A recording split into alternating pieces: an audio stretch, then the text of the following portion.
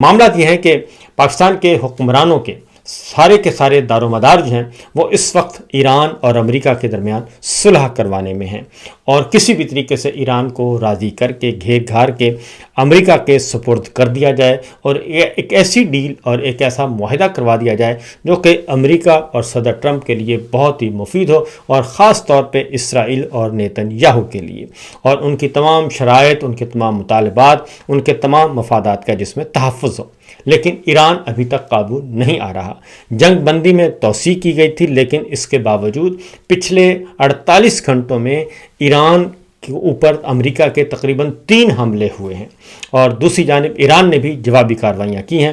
ایران کے فضائی دفاعی نظام نے بوشہر کے قریب امریکی طیارہ تباہ کرنے کا دعویٰ کیا ہے، اور بیلسٹک میزائلوں سے انہوں نے کہا کہ ہم نے دشمن طیارہ مار گرایا ہے۔ آبنائے ہرمز میں امریکی جہازوں پر بھی میزائل داغے گئے، اور اسی طریقے سے ایران کی بندر عباس اور دیگر ٹھکانوں پہ آبنائے ہرمز میں امریکہ نے حملے کیے ہیں۔ اور یہ جنگ بندی کی خلاف ورزیاں کیوں کی گئی، اور اس کی وجہ بڑے سمجھ آتی ہے کہ ایران کو انڈر پریشر کر کے کسی نہ کسی طریقے سے معاہدے کے قریب لانا ہے، اور ان تمام شرائط کے تحت معاہدہ کرنا مقصود ہے جو کہ اسرائیل اور امریکہ کے مفادات میں ہوں۔ لیکن معاملات کنٹرول میں نہیں ہیں، اور ایران جو ہے وہ پیچھے ہٹنے کے لیے تیار نہیں ہے۔ ایران کے صدر نے کہا ہے کہ ایران ذلت آمیز سفارت کاری میں کبھی بھی شریک نہیں ہوگا، اور ایران واضح کر چکا ہے کہ ایٹمی ہتھیار ہمارا بنانے کا کوئی ارادہ نہیں۔ لیکن اس کے باوجود انہوں نے کہا کہ امریکہ اور اسرائیل جو ہیں وہ کسی بھی صورت میں قابل اعتبار نہیں ہیں۔ اور اس کے ساتھ ساتھ ایک طرف تو یہ صورتحال چل رہی ہے، دوسری جانب عمان کو بھی امریکہ کی طرف سے دھمکیاں دی گئی ہیں، اور کہا گیا ہے کہ عمان سمیت سب کو معلوم ہونا چاہیے کہ آپ ہرمز میں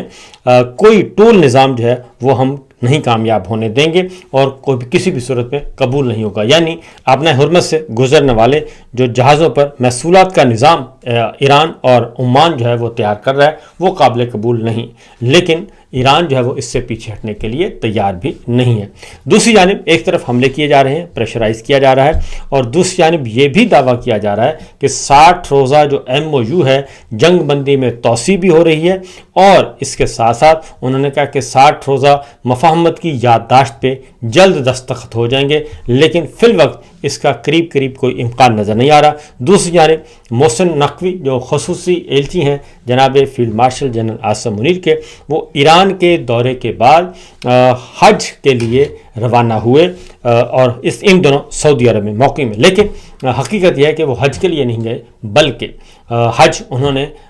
وہاں پہ گئے گزرے، لیکن وہ پیغام لے کر گئے ہیں فیلڈ مارشل کا، اور خاص طور پہ ایران کی لیڈرشپ سے جو وہاں پہ بات چیت ہوئی ان کا بھی ایک پیغام جو ہے وہ سعودی عرب کے لیے لے کر گئے ہیں۔ تو دیکھتے ہیں کہ اس کا کیا نتیجہ نکلتا ہے، اور کیا وہاں پہ برآمد ہوتا ہے، صورتحال کس طرف جاتی ہے۔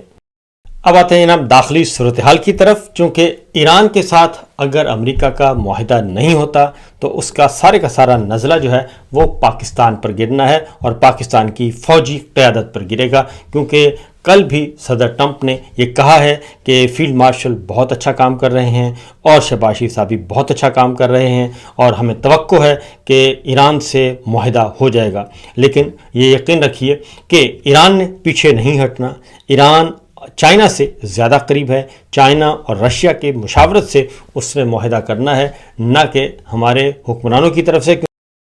کیونکہ وہ ہمارے حکمرانوں کو سمجھتا ہے کہ یہ ہمارے طرفدار نہیں ہیں، بلکہ یہ ایران کی طرف سے پیغام رسانی کا کام کر رہے ہیں۔ اور پھر یہ کہ چائنا تو گارنٹر بن سکتا ہے، پاکستان کے پاس ایسی کوئی اتھارٹی نہیں ہے کہ وہ امریکہ کی طرف سے کوئی گارنٹی دے سکے۔ بہرحال دیکھتے ہیں اس کے اثرات پاکستان کی سیاست پر کیا ہوتے ہیں، لیکن ایک منفی اثر ضرور ہو گیا ہے، اور وہ یہ کہ پاکستان نے ایران کے ساتھ تجارت کے لیے نئی گزرگاہوں کی اجازت دی تھی، اور ایک آرڈیننس کے ذریعے سہولیات کا اعلان کیا تھا، لیکن اس کا اثر یہ ہوا کہ بلوچستان میں بد امنی اور دہشت گردی کے کئی واقعات یکے بعد دیگرے ہو گئے، اور خاص طور پہ جو کوئٹہ ریلوے ٹرین کو نشانہ بنایا گیا تھا، اس میں وہ 2 بوگیاں جس میں ہمارے فورسز کے جوان اور افسر موجود تھے ان کو نشانہ بنایا گیا تھا۔ اور پھر یہ کہ اس کے بعد پھر ایک اور دہشت گردی کا واقعہ ہوا۔ یکے بعد دیگرے دہشت گردی کے واقعات بلوچستان میں ہو رہے ہیں، لیکن میڈیا کو یہ کہا گیا تھا کہ آپ نے اس کو رپورٹ نہیں کرنا، سختی سے پابندی عائد کر دی گئی تھی، سینسرشپ تھی کہ آپ نے بلوچستان کے معاملات کو رپورٹ نہیں کرنا، لہٰذا میڈیا نے بھی رپورٹ نہیں کیا۔ لیکن اس کا نتیجہ یہ نکلا کہ اس کے بعد ہو یہ رہا ہے کہ بلوچستان میں ٹرک ڈرائیورز نے سیکورٹی خدشات کے باعث ہڑتال کر دی ہے، اور اس ہڑتال کے نتیجے میں اور ان کا یہ کہنا ہے کہ قومی شاہراہیں غیر محفوظ ہیں اور کالعدم BLA کے جو لوگ ہیں وہ نشانہ بنا رہے ہیں ٹرینز کو بھی اور ٹرکوں کو بھی، جس کی وجہ سے ہوا یہ ہے کہ جس کی وجہ سے جو آبنائے ہرمز کی امریکی بحری ناکہ بندی کے بعد پاکستان نے ایران سے سامان کی ترسیل کے حوالے سے جو نئے راستے کھولے تھے، وہ راستے بلوچستان کے شاہراہوں کے ذریعے کھلنے تھے، وہ سارے کے ساری متاثر ہو چکی ہے، اور وہ بھی فائدہ نہیں ہو رہا پاکستان کو اور نہ ہی ایران کو۔ اس کا مطلب بڑا واضح ہے کہ بلوچستان جو ہے وہ اس وقت ہٹ لسٹ پہ ہے، اور کسی بھی صورت میں پاکستان کو کہیں سے بھی کوئی معاشی فائدہ اور ایران کو کوئی معاشی فائدہ یا تجارتی روابط بڑھانے کی اجازت نہیں دے رہی وہ فورسز جو کہ یہ سارا کھیل کھیل رہی ہیں۔ اگلی بات جو ہے وہ اس سے بھی زیادہ معاملہ ہے خراب جی، اور وہ یہ ہے کہ بلوچستان میں حافظ حمداللہ صاحب نے کہا کہ بلوچستان میں قربانی صرف جانوروں کی نہیں بلکہ عوام کی بھی لی جا رہی ہے، اور وہاں پہ قربانی کے ساتھ ساتھ جہاں خوشیاں ہیں وہاں پہ زیادہ جنازے عید کے موقع پہ دیکھے گئے ہیں، اور لوگ سسکیاں بھر رہے ہیں، جو کہ از خود ایک بہت بڑا خطرناک علامت ہے۔ اس کی وجہ ایک اور بھی ہوئی، کیونکہ ہم نے دیکھا کہ بے شک آپ TV پہ پابندیاں لگا دیں، سنسرشپ عائد کر دیں، اس کا نتیجہ یہ نکلا ہے کہ بالعموم عید کے روز جو ہے وہ جو زیادہ تر ہمارے field marshal general Asim Munir یا کوئی بھی آرمی چیف ہوتا ہے وہ زیادہ تر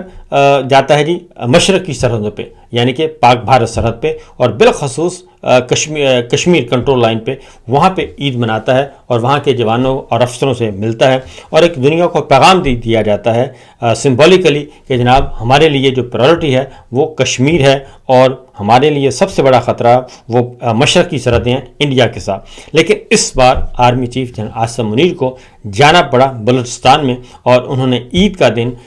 ان فوجی جوانوں اور افسروں کے ساتھ منایا جو کہ مغربی سرحدوں پر تعینات ہیں، یوب کے مقام پر انہوں نے عید گزاری۔ یہ ایک پیغام تھا، اور ایک ہمیں بھی پتہ چل گیا کہ اس وقت جو بلوچستان ہے وہ زیادہ ہیٹ اپ ہوا ہے، وہاں پہ زیادہ شدت بھی ہے اور حملوں کا اثر ہو رہا ہے۔ دہشت گرد جو ہیں وہ بلوچستان کو بہت زیادہ نشانہ بنائے ہوئے ہیں، اور یہ نہ صرف یہ کہ بلکہ کچھ ذاتی معلومات کی بھی بتا رہا ہوں کہ بلوچستان جو ہے وہ ہمارے بلوچستان میں کسی قسم کا کوئی ریٹ آف اسٹیٹ یا ریٹ آف گورنمنٹ نہیں رہی، اور اگر یہ صورتحال برقرار رہتی ہے تو پھر آپ کا جو سی پیک روٹ ہے وہ بھی متاثر ہوگا، گوادر بھی نان فنکشنل ہوگی۔ Field marshal general Asim Munir کا بلوچستان جانا، یوب میں عید منانا اور فوجی جوانوں اور افسروں سے خطاب کرنا، اور یہ کہنا کہ ہم دہشت گردی کے تمام سہولت کاروں کے خلاف پوری قوت کے ساتھ لڑیں گے۔ میرا خیال ہے کہ آج سے کچھ سال پہلے انہوں نے یہ بات کہی تھی کہ 1500 لوگ ہیں بلوچستان میں دہشت گرد ہیں جو یہ سمجھتے ہیں کہ وہ ریاست کو یرغمال بنا لیں گے، لیکن ابھی تک پورے چوتھا سال چل رہا ہے فیلڈ مارشل کو، اور ان 3.5 سالوں میں وہ 1500 لوگ جو ہیں وہ ابھی تک 1500 دہشت گرد ابھی تک وہ قابو میں نہیں آئے، تو یہ خود ایک بہت بڑی ایک ناکامی ہے۔ آگے بڑھتے ہیں، اس ساری صورتحال میں پاکستان کی داخلی سیاسی صورتحال کس طرف جا رہی ہے، اس میں پھر پاکستان کے عوام کو مسلسل جی تکلیف میں مبتلا رکھے ہوا ہے، اور کہیں سے بھی پاکستانی عوام کے لیے کوئی خوشخبری نہیں ہے۔ سچویشن یہ ہے اس وقت کہ اب تو پاکستان جو حامی ہیں مسلم لیگ نواز کے، اور خاص طور پہ شریف فیملی کے جو حامی دانشور ہیں اور جو حامی اینکرز ہیں، جرنلسٹ ہیں، لکھاری ہیں، وہ بھی اب سیخ پا ہیں کہ ہم کس طریقے سے مریم صاحبہ کے اقدامات کو سراہیں، اور اب معاملہ یہ ہے کہ وہ کہتے ہیں کہ مریم نواز کی جو کارکردگی ہے وہ اشتہاروں میں تو بہت زیادہ ہے اور ایڈورٹیزمنٹ میں بہت زیادہ ہے، لیکن کیا ان ایڈورٹیزمنٹ میں جو ان کی مشہوری ہو رہی ہے کیا اس کا جو ہے وہ سارے کا سارا اس کی عوامی حمایت بھی اس کو حاصل ہوئی ہے یا نہیں؟ تو اس کا جواب ہے بالکل نفی میں، کیونکہ پاکستان کے پنجاب کے کم از کم عوام جو ہیں ان کو کسی قسم کا ریلیف نہیں مل رہا، اور صرف میڈیا کو آپ برائب کرنے سے، میڈیا کو اشتہاروں کے ذریعے خریدنے سے، میڈیا مالکان کو اور اچھی رپورٹنگ کروانے سے تو مسئلہ حل نہیں ہوتا۔ اور ہم دیکھ بھی رہے ہیں کہ جو اطلاعات آ رہی ہیں وہ بھی اسی نوعیت کی ہیں کہ پنجاب جو ہے، پنجاب کیا پورے کا پورا ملک جو ہے وہ عمران خان کی محبت میں مبتلا ہے، اور عمران خان کو بہت اچھا ان کا دور سمجھا جا رہا ہے، کیونکہ کچھ اعداد و شمار میں آپ کے سامنے رکھوں گا۔ لیکن اب تو شہباز شریف صاحب کی کابینہ کے جو ارکان ہیں وہ بھی کہتے ہیں کہ ہم عید نماز پڑھنے گئے۔ حذیفہ رحمان ہیں،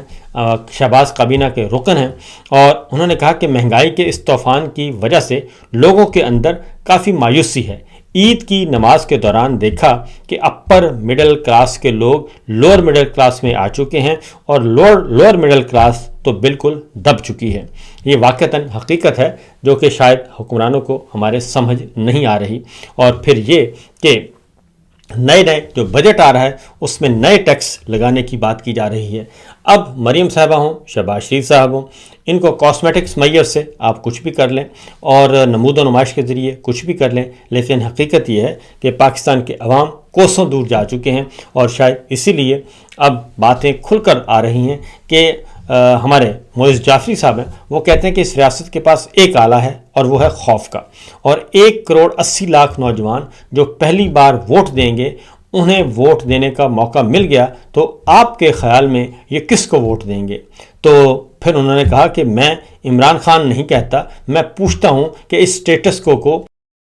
ان کی اکثریت ووٹ دینے کو تیار ہوگی؟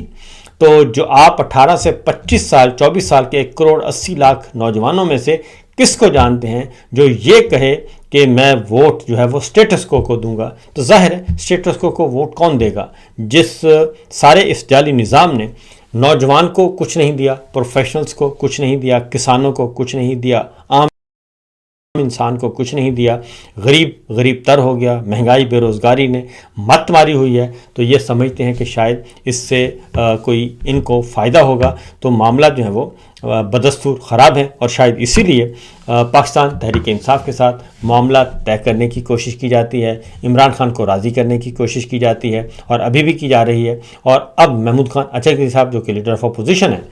ان سے ملاقات کرنا چاہ رہے تھے شہباز شریف صاحب، اور انہیں پیغام بھیجا گیا، لیکن محمود خان اچکزئی نے کہا کہ میں وزیر اعظم ہاؤس میں ان سے ملاقات نہیں کروں گا، اور اگر ملاقات کرنی ہے تو آپ اپوزیشن کے چیمبر میں آئیں یا کسی ایسی کامن جگہ پہ مل سکتے ہیں جو کہ نیوٹرل کہلائے، میں آپ کے پاس نہیں آ سکتا، اور شہباز شریف صاحب کو آنا ہوگا، ہمارے چیمبر میں آ جائیں لیڈر آف اپوزیشن کے، یا لابی میں مل جائیں، یا کمیٹی روم میں ملاقات ہو سکتی ہے پارلیمنٹ ہاؤس میں۔ تو ابھی تک جگہ کا تعین نہیں ہو گیا، اور محمود خان اچکزئی صاحب جو ہیں وہ مہمان بننے کے لیے بھی تیار نہیں ہیں جناب شہباز شریف صاحب کے۔